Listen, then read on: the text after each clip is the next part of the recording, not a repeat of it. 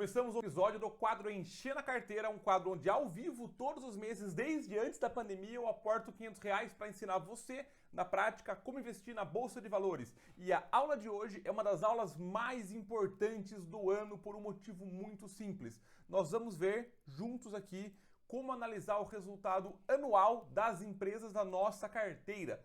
E por que essa é a aula mais importante que tem? Uma das mais importantes do quadro. Porque já começo de cara quebrando um mito. Você que quer investir em renda variável e acha que não tem tempo de ficar acompanhando ações, fundo imobiliário, você está certo. Você não tem tempo e você não precisa desprender o seu tempo para ficar olhando toda semana, todo dia, todo mês. Eu, de fato, reviso a minha carteira hoje, uma vez por ano. E vou explicar como é que você também consegue, através das métricas que nós vamos fazer aqui hoje, revisar a sua carteira uma vez por ano. O seu tempo não é para ser ocupado com ações, com investimentos. Investimentos são feitos para não ocupar o seu tempo e multiplicar o seu patrimônio. O seu tempo deve ser ocupado com a sua carreira, se desenvolver dentro dela, com a sua família, com os seus amigos, com os seus hobbies. Investir é para ser renda passiva. Renda passiva é da definição da palavra você não ter um trabalho para acompanhá-la. A renda ativa, que é o seu trabalho, que vai proporcionar você aumentar o seu aporte, aumentar o quanto você poupa por mês. Isso vai potencializar a multiplicação de patrimônio que vem dos seus investimentos. E se você quer entender por que eu estou falando isso e por que todo mundo fala que você tem que acompanhar as ações toda semana, todo mês, não perde a aula de hoje. Vamos lá!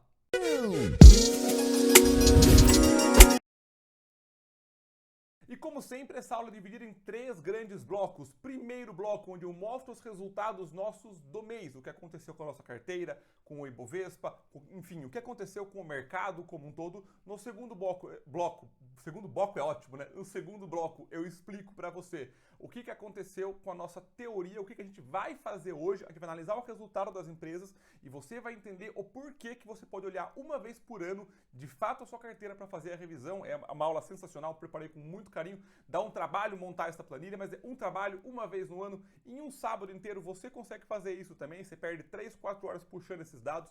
E no terceiro bloco a gente aporta ao vivo, na prática, na nossa carteira. Então vamos lá. Comecemos do começo com os nossos resultados do mês, tá? Resultados do mês de março. No mês de março, se for analisar aqui, vou tirar aqui as ações, a nossa carteira, pelo Status Invest, tem uma performance um pouquinho inferior ao Ibovespa. Se a gente for pegar de fato na nossa própria planilha de controle, a gente vai ver que o comparativo do mês, a nossa carteira teve uma performance um pouquinho superior ao próprio Ibovespa. Essa conta aqui está correta porque ela computa dividendos, reinvestimentos, etc. O Status Invest está bem preciso, tá? Mas nossa carteira teve um empate técnico com o Ibovespa nesse mês. Matheus, isso é bom, isso é ruim? Isso é excelente, que a nossa carteira tem simplesmente a meta de quando cair menos. Se quando subir, ela subir igual ou mais, isso é maravilhoso. E se a gente for ver no global, no acumulado, a nossa carteira, desde que começamos em janeiro de 2020 até agora, ela está tendo um retorno superior ao Ibovespa de 4,5%. A nossa carteira, desde a data zero, valorizou 6,5%. Passamos por uma pandemia, passamos por uma guerra, por crise de câmbio e ainda assim temos um retorno positivo. O Ibovespa, da data que a gente começou a investir até agora, valorizou 2%. Aqui está mexendo porque está puxando o preço ao vivo. E a nossa carteira está com um ganho positivo de 4,43%. Pela nossa regra do rebalanceamento, que a gente quer ter o quê? Nós queremos ter 60% em ações, 25% em fundos imobiliários, dividido em 12,5% tijolo, 12,5% papel e 15% em ETF. A nossa carteira atual está com 50% em ações, então esse mês é um mês de aporte mais forte em ações e um aporte em ETF, no caso de VVB11, que está de fato defasada. O nosso ganho nominal está em R$ 866, beleza, pessoal? Então voltemos agora para o site, que eu gosto de fazer análise, por aqui também tem muito sentido. Então, olhem que curioso, a nossa carteira praticamente empatou, um empate técnico com o Ibovespa, mas se nós colocarmos aqui nossas ações, nossa carteira de ações, tivemos um retorno bem superior aqui, para vocês verem melhor. Nossa carteira de ações teve um retorno de 5,1% nos últimos dias, nos últimos 30 dias, na verdade, do dia 1/3 até 11/4, que eu puxei aqui. 5,10, 5,1 na verdade, contra o Ibovespa 2,7. Nossa carteira teve um retorno de 2,5 nessa faixa aqui, não no mês fechado. O que aconteceu? Aconteceu com o nosso IVVB11, que replica o S&P 500, teve uma queda bem expressiva de 5,8%. Por que isso aconteceu? Se a gente for pegar e analisar o próprio S&P 500, a gente vê que o S&P no último mês, ele valorizou. O que aconteceu? O dólar, de fato, no último mês, ele caiu.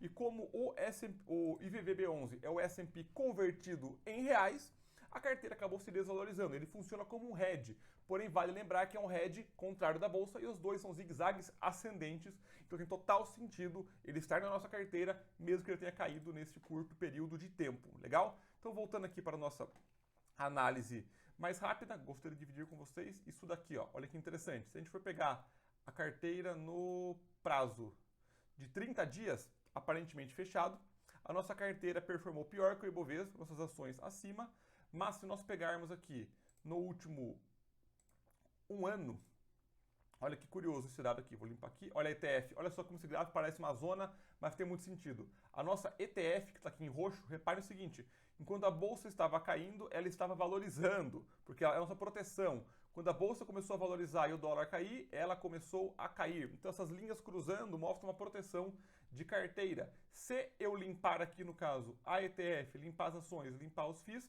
fica só deixando aqui a nossa carteira contra o Ibovespa, fica muito mais claro que, olha só, nossa carteira ela é muito mais resiliente que o Ibovespa. Ele ficou caindo desde junho de 2021 até janeiro de 2022, nossa carteira também caiu, mas bem menos, e o Ibovespa está se recuperando. Nossa carteira, quando recupera menos também, mas a ideia é essa resiliência, nós ficamos muito mais tempo no positivo do que no negativo. Se formos olhar aqui a rentabilidade geral, a vencedora da nossa carteira é a PetroRio com 150% de ganho, já tirei a Lynx aqui porque ela já não existe mais. Em segundo lugar, a maravilhosa Arezzo, Grendene, dois destaques calçadistas. Terceiro lugar, a maravilhosa VEG, Energias Brasil, a TOTS Tecnologia, que mostra o risco da carteira bem pulverizado, dado os setores. Se a gente for olhar aqui em proventos, que eu gosto de analisar os proventos, e aqui eu tenho uma conta legal para fazer com vocês. Esse aqui são nossos proventos desde que a gente começou, vamos pegar desde tudo, né? Desde a origem, olhem só que legal, nossos proventos uma clara tendência de alta, ou seja, está investindo cada vez mais, as empresas estão pagando bons dividendos, bons resultados, tanto que no mês de março recebemos, vocês estão vendo aqui, ó, R$ 57,00, e está provisionado para recebermos R$ 98,59 perto do dia 15, que é onde vai cair a maior parte por conta dos fundos imobiliários. Estamos investindo há 2 anos, e olhem que conta curiosa, tá? É um adendo aqui que vale a pena a gente dar uma olhada. O salário mínimo no Brasil hoje está R$ 1.212, que a pessoa trabalha 35 anos recebendo isso para ter lá na frente do INSS essa renda sem nenhum patrimônio residual. Se a gente for ver, só de dividendos, tá? Pegar 98 e dividir por 1.212, isso dá 8%. Se a gente multiplicar por 100, isso aqui vai dar 8% de um salário mínimo. Em 2 anos a gente já tem quase 10% do salário mínimo. Se a gente fizesse a conta do quanto a pessoa contribui, aquele impacto que vocês fazendo comigo, a pessoa tem para receber 1.212, ela contribui isso por 35 anos, cada ano ela ganha R$ 34 a receber.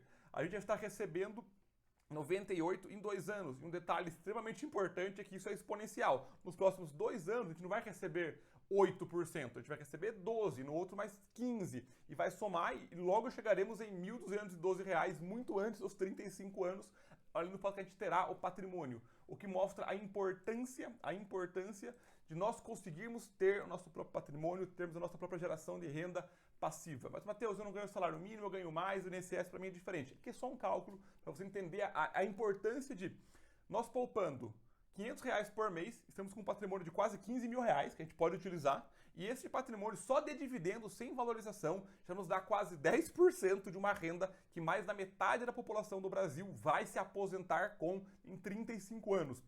Então é importante você ter essa noção do poder dos investimentos mesmo no curto prazo. Certo? Certo. Então, em termos de resultados do ano, foram esses os destaques que aconteceram. Vamos agora para a parte mais legal da aula de hoje, que eu quero mostrar para vocês, que é os resultados anuais das empresas. E por que eu digo que você pode olhar o resultado anual para decidir fazer alguma coisa com a sua posição? Algumas lições importantíssimas, tá? Antes da gente abrir de fato a planilha. Primeiro de tudo, esta planilha, o que ela vai fazer? Ela vai pegar o resultado da empresa do ano passado, do ano retrasado, na verdade, 2020, e comparar com o de 2021, que está fechado esse ano. As empresas usualmente entregam o resultado do ano anterior fechado, por volta de março, abril, porque elas têm que entregar o último trimestre. Eu uso essa época do ano para comparar os anos fechados, 2020 contra 21. Eu fiz 20 contra 19 e assim por diante. Por que que isso tem muito sentido? Foco aqui agora. Porque uma vez que a premissa máxima é, se eu investir em uma empresa, eu já a analisei. Eu não entrei aleatório. Eu fiz uma análise da parte qualitativa da empresa, eu olhei o RI dela, eu olhei a parte qualitativa, eu comparei com os concorrentes, eu olhei os fundamentos, receita, margem, lucro, dívida, eu entendi a volatilidade da empresa, coloquei ela num percentual na minha carteira. Ela faz parte de um segmento de setor que eu não estou muito concentrado. Tudo isso você aprendeu aqui no nosso canal. Se você não aprendeu, essa é uma oportunidade maravilhosa para você se inscrever e curtir esse vídeo. Se inscrever para você sempre ser notificado quando eu postar um vídeo novo e curtir para o YouTube pegar esse conteúdo gratuito e entregar para mais pessoas. E assim todos nós temos essa troca maravilhosa aqui. Beleza? Então a premissa é, eu analisei bem a empresa antes de entrar. Se eu analisei a empresa bem antes de entrar, eu vou só acompanhar o resultado dela. Se ela continuar indo bem, não tem por que eu revisar a posição dela. É o paralelo de você contratar um funcionário. Se você contrata um funcionário por dica, por recomendação, sem você fazer entrevista, olhar de perto o resultado dele no começo, você pegar pessoas aleatórias para entrar na sua empresa, a chance é que elas deem muita dor de cabeça, você tem que acompanhar de perto, fazer uma rotatividade muito alta dos funcionários, concorda?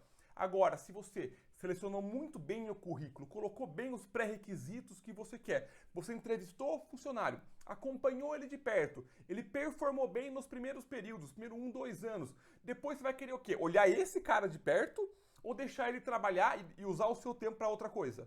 É óbvio que você vai querer usar o seu tempo para outra coisa. É a mesma coisa com as empresas.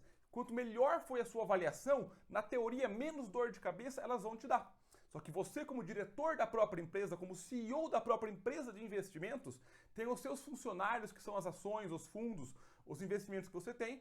Você, uma vez por ano, olha o relatório. Se eles performaram bem, você continua deixando eles trabalharem.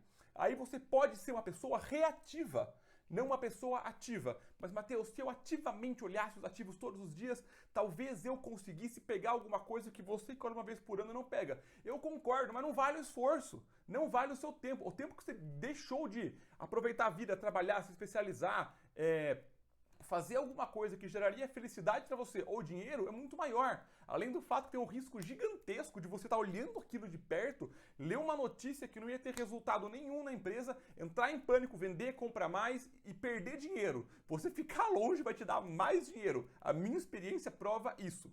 Então eu vou fazer este comparativo e ao final eu vou dar um diagnóstico, a gente vai ver aqui na tela. Essa aula vale muito, tá? É um valor agregado muito grande. Se você está gostando, deixa o like para eu entender que esse conteúdo você gostou e compartilha com quem você quer que aprenda a investir e não investe porque acha que dá muito trabalho. O trabalho é no começo para você construir a sua casa. A casa pronta é só uma manutenção leve se ela foi bem construída. Então vamos lá, essa aula eu gosto demais dela. Aqui de tudo. Depois que eu analisar a empresa, eu vou dar um diagnóstico nela, que é o quê? Que aqui não apareceu para você, mas tem 4 opções, que pode ser aumentar a posição, pode ser manter a posição, manter, mas acompanhar de perto, reduzir a minha posição ou reduzir e acompanhar de perto. Concordam que não tem o que eu fazer? É uma dessas coisas. Eu analisei a empresa, ou eu não faço nada, eu mantenho o quanto eu tenho nela, ou eu aumento, ou eu diminuo e acompanho, ou eu só acompanho para ver o que eu faço. E você vai tentar pegar quais foram os funcionários problema daquilo. Perfeito? Matheus, eu entendi. Então vamos lá. O que você colocou aqui para analisar? E dentro das empresas da nossa carteira, eu analisei nesses critérios aqui. Eu vou explicar para vocês um por um, tá? Aqui são as empresas que a gente tem na carteira, a WEG, Ambev, Itaú, Fleury, etc. O peso ideal na carteira, na minha carteira eu quero ter 10% de WEG, eu quero ter 9% de Ambev, eu quero ter 7% de Itaú. Cuidado, tá? Aqui é o que eu quero ter, não o que eu tenho. Vou ver, por exemplo, aqui ó, na nossa carteira, no caso cadê a WEG? Está aqui, ó. Eu quero ter, a WEG está muito perto, vamos pegar uma outra aqui, ó. A Fleury, eu quero ter 7% de Fleury na carteira. Eu estou com 5,4%. Mas para essa análise, só importa o quanto eu quero ter, porque é o meu ideal, o meu alvo, tá? Não importa o quanto eu tenho. O que eu tenho eu vou ajustar baseado no quanto eu quero ter. E o que eu fiz?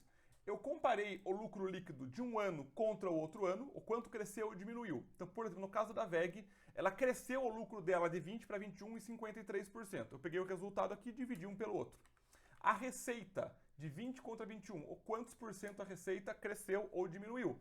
A margem líquida, cuidado, a margem da VEG não foi 14%, a margem da VEG cresceu em 14%. Matheus, o que é margem? Lucro por receita. Se eu lucrei mais do que eu faturei, isso quer dizer que eu fui eficiente. Se eu faturei 100, sobrou 10, eu faturei 200, sobrou 25, eu consegui ser mais eficiente. Concordam comigo? Porque eu reduzi algum custo, vendi mais caro, então subir margem é ótimo.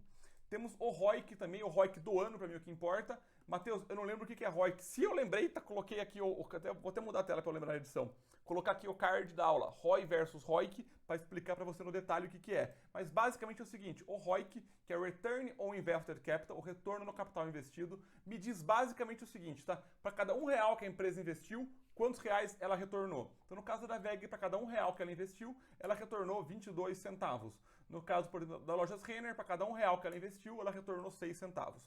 Beleza? A dívida da empresa, que é a dívida líquida pelo EBITDA, pelo EBIT, que eu gosto de analisar, é que em quantos anos, na teoria, a empresa de resultado operacional conseguiria devolver a dívida dela. Você vê aqui os bancos, estou falando de Basileia, porque o banco não tem dívida, não tem sentido. Basileia também tem uma aula no canal só sobre bancos, tá? Por isso que é importante acompanhar o canal.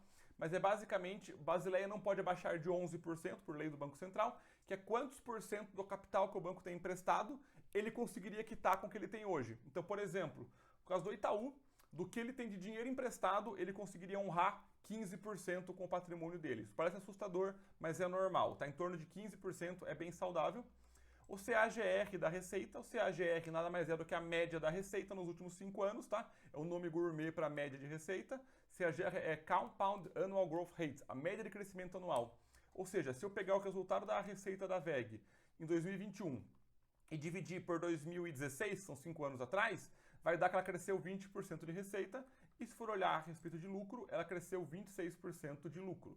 Então, isso daqui tudo me dá uma boa métrica de qual a qualidade da empresa, tá? Eu também analisei aqui a variação do preço dela nos últimos 12 meses, a variação do preço dela nos últimos 12 meses, para ver se o resultado está coerente com o preço.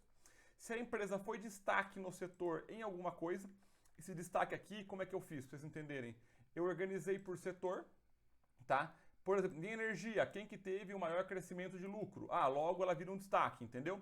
Eu fui colocando o destaque baseado no que a empresa, assim, algum critério, ela foi melhor que as outras. Eu peguei o beta também, o beta tem a ver com a volatilidade da empresa. Deus, parece muita informação. Calma, fica tranquilo, vai ficar bem fácil para explicar para vocês depois. Estou explicando a planilha inteira e depois eu vou analisá-la na prática com vocês, tá bom? O beta tem a ver com o risco da empresa, tá? O beta igual a 1 quer dizer que a empresa tem um risco médio do mercado. Um beta menor que 1 quer dizer que a empresa é menos volátil, logo tem um risco menor. E eu também, no tempo que eu fiz esse estudo, que foi no meio do mês, fim do mês passado, eu vi que a Bolsa de Valores, para nossa sorte, o BOVA11, que é a referência, ela oscilou menos 1%, ou seja, a Bolsa ficou no zero. Então eu consigo aqui ver qual empresa variou mais ou menos que a Bolsa. Legal? Matheus, como é que você começa a fazer a análise? Primeiro de tudo, eu posso organizar aqui do maior para o menor e ver a posição das minhas empresas. Olhem só que coisa curiosa. Vamos começar com a maravilhosa VEG. Beleza? Olhem como é simples. De um ano para o outro, ela aumentou em 50% o lucro. Ela aumentou em 35% a receita. A margem dela, por consequência, aumentou. Isso é óbvio. Se eu aumentei mais lucro que receita, minha margem aumenta. Para cada R$1 que ela investiu, ela voltou 22 centavos. Ela está sem dívida alguma. Ela cresceu 20% a receita nos últimos 20 anos e 26% o lucro. Como eu não vou colocar dinheiro nessa empresa?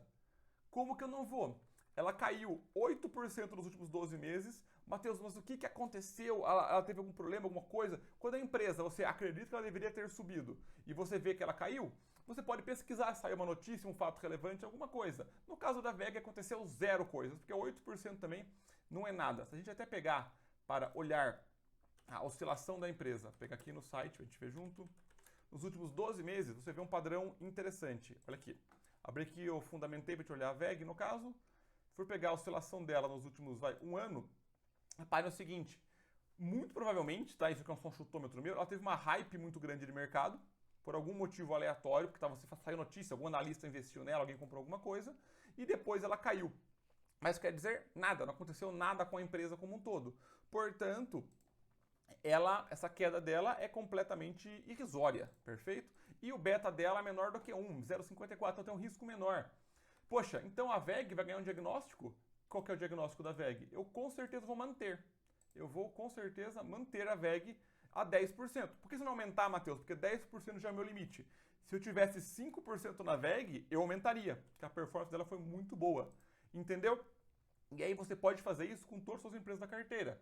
Vou pegar aqui por setor, vamos lá de A a Z. Vamos ver a parte do setor de energia, que eu tenho essas 3 empresas aqui. A Engie, que é uma geradora, a NBR, que é uma transmissora, e a Equatorial, que é uma distribuidora. A gente reparar o seguinte, a Engie teve uma queda de lucro líquido de 44%. Aqui eu vou deixar só o setor de energia para vocês verem que fica mais legal. Olha só, a Engie teve uma queda de 44% no lucro líquido, a receita ficou quase no zero, a margem dela caiu bastante, porque a receita caiu, o lucro caiu, a receita manteve, teve um retorno bem legal de 17%, a dívida dela é um pouco alta, mas o setor tem dívidas mais altas mesmo. Nos últimos 5 anos, se for pegar essa média aqui, cuidado, tá? Que ela pega só a média, ela de fato caiu, a receita dela subiu 14%, ela tem um beta menor do que 1, tá? As outras empresas do setor de energia, como a Energias Brasil e a Equatorial, aumentaram o lucro delas, não diminuíram. É óbvio que não é exatamente o mesmo segmento. Uma é uma geradora de energia, a outra são transmissora e distribuidora, mas é importante entender que o setor tem um comportamento razoavelmente sinérgico. Aumentaram a receita, a NBR aumentou a margem 18%, a Equatorial não, porque ela aumentou lucro e receita igual, não tem sentido. Tiveram um ROIC bem interessante também, uma dívida um pouco menor do que a Engie. Tiveram um crescimento de lucro de 27%, a NBR, a Equatorial 35%. E ambas foram destaque do setor. A NBR com beta menor, a Equatorial com beta um pouco maior do que 1. Nesse caso, o que você faz? Quando teve uma empresa que teve uma queda um pouco mais significativa, você vai olhar, primeiro de tudo, os números da empresa, entender se foi um evento não recorrente, o que aconteceu, ela está perdendo os fundamentos, ela não está. No caso da Engie, a gente for olhar aqui os resultados dela fechados, tá? Aqui dá um zoom, aí. Ela teve uma queda bem grande do lucro dela, foi de 2,7 bilhões para 1,5. E for analisar o que pode ter acontecido com a empresa. Você vai olhar que, por exemplo, o resultado financeiro dela foi muito mais expressivo do que dos outros anos, logo só investigar o que aconteceu com ela. Mas de repente a gente olha também que a receita dela ela aumentou, mas ela já teve um EBITDA menor, então o custo da operação dela já foi maior do que em 2020. Por isso, se for comparar o EBITDA dela de 2019, aumentou para 2021, o EBITDA, o EBIT, que é o lucro operacional já descontado da depreciação, também aumentou. Então a gente pode entender o seguinte, que 2020 foi um ano bom para a empresa, em termos de resultado, e 2021 foi um ano ruim, por isso que o comparativo deu essa escala. Quando a gente pega para olhar a empresa no histórico dela, e olha, a receita dela subindo, você vê zero problemas, você vê no EBIT dela também, você vê que essa queda que teve no ano não é nada significativa ao longo do longo prazo, que é o que eu estou buscando. Se eu pegar o EBITDA e cruzar com o lucro líquido de fato esse ano teve uma queda mais expressiva, mas que empresa boa não pode ter um lucro ruim, não foi nem negativo, tá? Ela lucrou 1,5 bilhões de reais.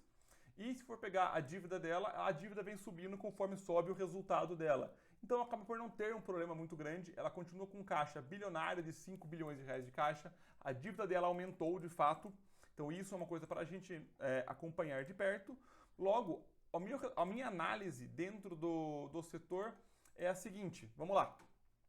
A Engie está com 7, NBR está com 4, certo?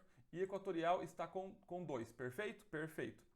A Engie performou um pouco mal, só que a Equatorial teve um destaque bem grande, teve um destaque bem legal. Ela está inclusive com o beta, com o beta de perto de 1, mas ela manteve-se a margem, ela ficou bem redonda, ela tem um crescimento de receita aqui, ó, para vocês verem. Um pouquinho para cá. Passou muito aqui, ó. A receita dela cresceu 20% e o lucro cresceu 35%. Foi o lucro que mais cresceu dos 3 setores. Ela foi um destaque dentro do setor. Então, assim, 2% eu acho que poderia aumentar. Mas se eu for somar aqui, eu estou com 13% no setor de energia. Eu não quero ter uma exposição muito maior do que essa. Até poderia ter. E aí vou marcar o seguinte. A Equatorial eu quero aumentar um pouco. A Equatorial, no caso, eu quero aumentar a posição dela. A Engie, 7%, uma empresa núcleo maravilhosa, eu quero manter. Eu não quero diminuir. Se fosse diminuir, diminuiria 1%. A NBR, que performou super bem, ela já tem 4%. Então, no caso, eu também quero manter. Então, eu vou tentar achar de algum outro lugar, alguma empresa que não performou tão bem, para eu tirar e colocar na equatorial. Então, entenderam como é que você faz essa análise? Óbvio, pessoal, eu não vou fazer aqui um a um, vou fazer o macro, a maior parte da carteira, para vocês entenderem. Eu vou colocar decidir em todas, mas a análise dos resultados que chamaram a atenção, eu já analisei tudo. E é isso que você tem que fazer. Legal? Vamos seguir aqui, ó, de novo, do maior para o menor. A Ambev, que tem 9% da carteira.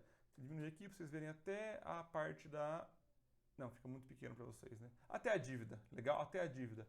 A Ambev, que tem 9% da carteira, lucro líquido aumentou em 12%, receita aumentou em 25%, a margem caiu, um retorno de 19% no ROIC, sem dívida alguma. Com certeza a Ambev, eu mantenho a posição nela. O Itaú, lucro aumentou 88%, receita 13%, margem 67%. Não tem sentido o teu ROIC porque o cálculo envolve a dívida. O Basileia dele foi mantido. Então, com certeza, o Itaú, que é a empresa núcleo, eu vou manter também. A Fleury Laboratórios, que se for olhar agora curioso, ela caiu 34% dentro da cotação dela. Se a gente for comparar, inclusive, aqui só o setor da Fleury, que é o setor de saúde laboratórios, comparar ela contra a Hermes Pardini.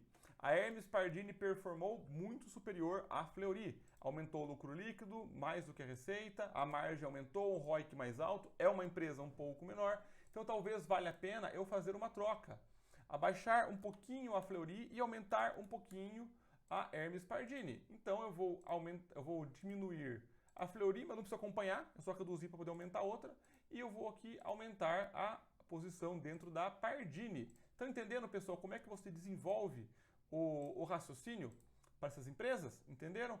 Raia Drogasil, maravilhosa empresa. Aumentou lucro, receita, aumentou margem, ROIC altíssimo, dívida baixa. Com certeza eu vou manter na carteira, porque eu já tenho 5%. A Localiza teve uma performance absurda. O lucro líquido quase dobrou. Ah, então eu vou aumentar a posição dela. Não, tem que entender o contexto. Muito carro usado foi valorizado. Então é uma empresa que vive disso. Ela teve um resultado muito bom, tá? Mas dentro do setor eu não vou me expor mais, porque eu entendi o contexto do que aconteceu. Estão entendendo, pessoal? Você tem que, algo que subiu muito ou caiu muito, tem que investigar. Bradesco, com certeza eu vou manter. A Ezetec, um caso polêmico, teve uma queda de, olha só, 43% na cotação dela, um beta maior do que 1. O lucro dela subiu quase 10%, receita subiu 2%, a margem um pouquinho, um ROIC baixo, zero dívida. Tenho 4% dela na carteira. Se ela não fosse a única empresa da carteira, até poderia cogitar diminuir a posição. Mas como eu tenho só a Ezetec, eu vou manter. Eu vou manter a Ezetec sem nenhum sofrimento, sem nada. Só tem ela do setor, continua uma boa empresa, mantenho dentro dela. A TOTS também tem uma performance bem interessante, só o ROIC dela que foi um pouco mais baixo. Então meu diagnóstico também é manter. A Lojas Renner performou bem mal, uma queda de 42% de lucro, a margem líquida caiu 60%, a receita aumentou, então ela ficou mais custosa, ela continua sem dívida, ela é varejo, se eu tivesse mais do que 4%, eu com certeza diminuiria, mas eu vou manter e ela eu vou acompanhar os próximos trimestres. Então a Renner, de todas as empresas que eu vi até agora, é a única que eu vou olhar os trimestres a trimestre para entender se ela performa mal ou não. Então, entendendo isso, a M Dias também teve uma queda forte de lucro, uma queda forte de margem, continua sem dívida, o que é saudável, empresa que não deve não quebra, mas ela eu vou só manter, porque tem todo um contexto que aconteceu com ela, a cotação do trigo subindo, o dólar valorizou muito dos anos anteriores para cá, apesar de ele estar em queda neste momento. Eu quero ver como que ela performa, mas eu não preciso ficar acompanhando tão de perto, é uma empresa que, como não tem dívida, fica bem redonda, não preciso me preocupar tanto assim com ela, mas eu mantenho ela e ano que vem, de fato, acompanho bem mais de perto. Porto Seguro, única do setor, teve uma queda de lucro líquido, aumentou a receita, caiu a margem, um retorno de 11%. Não tem sentido a gente analisar dívida de seguradora que não pode ter dívida, única do setor, segue jogo. PetroRio quase triplicou o lucro dela, aumentou a receita em 130%, margem subiu, show de bola, ciclo de commodities aumentaram muito, não vou aumentar a posição, uma empresa de risco, eu mantenho, no caso, a... O que está acontecendo no Excel que eu preciso descer e subir, né? Aqui, Rap Vida, 3%, está passando pela fusão com a Notre Dame. Eu não faço nada, mas ela eu vou manter e vou acompanhar por conta da fusão que ela teve. Mudou um pouco a estrutura da empresa, vale acompanhar. Vivo, telefonia, performou super bem, só com ROIC um pouco mais baixo. Só tenho ela na carteira, então vou manter, não tenho que fazer nada. Maravilhosa Arezzo, Matheus, subiu 600% de lucro. Então eu com certeza vou aumentar a posição nela. Fiquem calmos, meus amigos. É importante sempre comparar com outras empresas do setor, tá? Esse estudo aqui, pessoal, eu simplifiquei, mas com certeza eu coloco outras empresas que eu não tenho também para poder fazer o comparativo. Com uma ideia que é ser didático, eu estou colocando só as empresas que eu tenho, tá? Se a gente for pegar e analisarmos, no caso, a Arezzo, olha que coisa curiosa acontece com ela. Vou pegar aqui, no caso, a Arezzo, analisar o resultado dela. Ela, de fato, subiu 600% de um ano para o outro. Mas o que aconteceu? Em 2020, ela performou muito mal. O lucro dela caiu para 49 milhões. Ante 162 milhões em 2019. Então, quando ela foi muito ruim e ela recuperou muito, a impressão é que ela aumentou 700% o lucro. Mas ainda assim, se eu fosse comparar 19 com 21, ela mais do que dobrou o resultado dela. Então a performance é sim extremamente positiva, uma margem de 12. Se for pegar a empresa, que para mim é a melhor do setor calçadista que tem, a receita dela também subindo muito, a queda de 19 para 20 irrisória, o EBITDA dela, que caiu bastante em 2020 por conta de óbvio da pandemia, ela já recuperou, o EBITDA contra o lucro líquido também andando junto, e a dívida da empresa também é abaixo do EBITDA dela, o que não tem nenhum problema. Então, quando você entende que a empresa subiu muito, você também tem que olhar o que aconteceu com ela, você começa a tomar decisões mais inteligentes. A Arezzo, 3% nela, 3% na Alpargatas, 3% na Grendene. Dado os destaques da empresa, gosto muito da Arezzo, eu vou fazer uma leve troca aqui na empresa, no caso. Na verdade, não vou manter. Eu vou, se decidir manter ela, eu vou manter aqui. Vou manter 3% na Arezzo, eu vou manter 3% na Alpargatas e vou manter 3% na Grendene. Então, eu queria aumentar a Arezzo, eu não vou fazer isso de nenhum outro lugar. Então, entendendo, pessoal, o que eu estou fazendo aqui com a carteira, reestruturando, pensando o que eu tiro, pensando o que eu coloco. E por último, a Graziotin, que foi um destaque muito grande no setor de vestuário, pôs a Renner no bolso, tá? Apesar dela ser uma empresa de varejo pequena, que teve um destaque bem grande, a vontade de aumentar o percentual dela, mas ela entrou na carteira agora, ela é uma empresa pequena, dado que a nossa carteira é uma carteira feita para ser mais defensiva, eu não quero mexer em nada no momento, eu vou marcá-la aqui e manter, mas eu vou manter e acompanhar positivamente, ela continuar performando bem, eu vou recogitar visitar esses 2% para manter, legal? E a equatorial que eu precisava aumentar, da onde eu posso tirar, agora que vem, entendeu? Eu quero aumentar o percentual da equatorial para pelo menos uns 3%. Aqui somou 101, tenho que tirar de algum lugar. Da onde que eu posso tirar esse 1%? Vamos pensar aqui juntos, tá? Abaixar da Engie é muito dor no coração tirar de uma empresa maravilhosa que nem essa. Se a gente for analisar em termos de distribuição, a NBR, eu não quero mexer, performou super bem. A Renner, talvez valesse a pena mexer um pouquinho na Renner e jogar para a Equatorial, que abaixaria o setor do varejo e aumentaria o setor de energia. E é exatamente isso que eu vou fazer agora aqui. Então eu vou reduzir um pouquinho a Renner de 4% para 3% e aumentar a Equatorial de 2% para 3%. Eu somar aqui, de fato, voltou a dar 100%. Entenderam, pessoal? É basicamente o que você pode fazer, tem a parte mais arbitrária. E esses novos percentuais agora, veja o que eles fazem com a nossa empresa, com a nossa carteira como um todo. Vamos lá. Então vamos lá.